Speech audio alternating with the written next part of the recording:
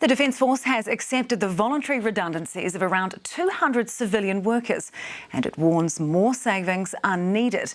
The government has promised there won't be cuts to frontline military personnel, but a union representing civilian staff argues these are cuts to the frontline. Laura Tupor reports. 8% of the Defence Force's civilian staff have chosen to take redundancy, walking before they're potentially pushed. Oh, they're gutted. All civilians are gutted. Even the commanders of bases, they have said that they acknowledge how important they are, the roles they play, and they are gobsmacked. The PSA says the government's promise to not cut frontline staff has been broken. There's nothing more frontline than the defence of this country and our international partners, the Pacific.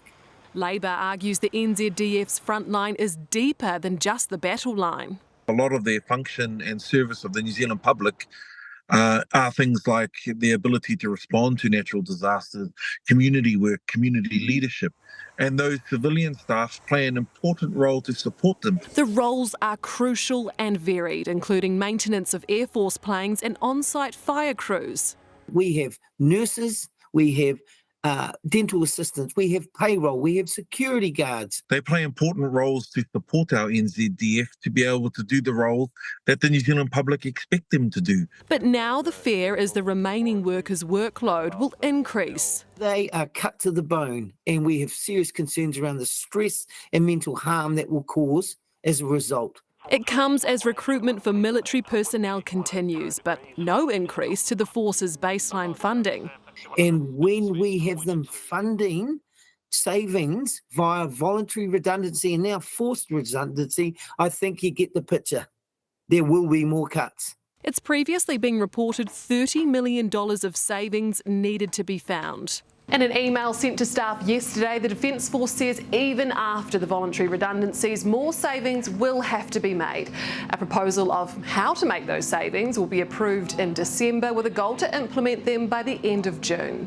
Defence Minister Judith Collins acknowledges it's a difficult time for all involved, but says it's an operational matter for the Defence Force.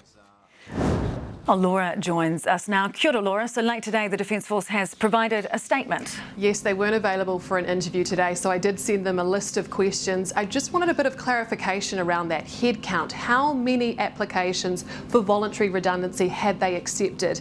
They weren't able to give me that. They were able to say around 80% have been accepted.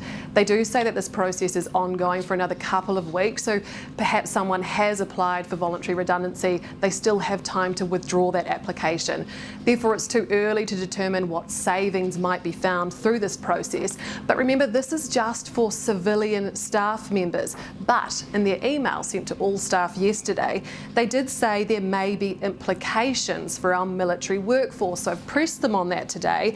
They say because this work has only just begun, the NZDF is yet to determine what the eventual impacts might be. Now, this is a real sticking point with the union.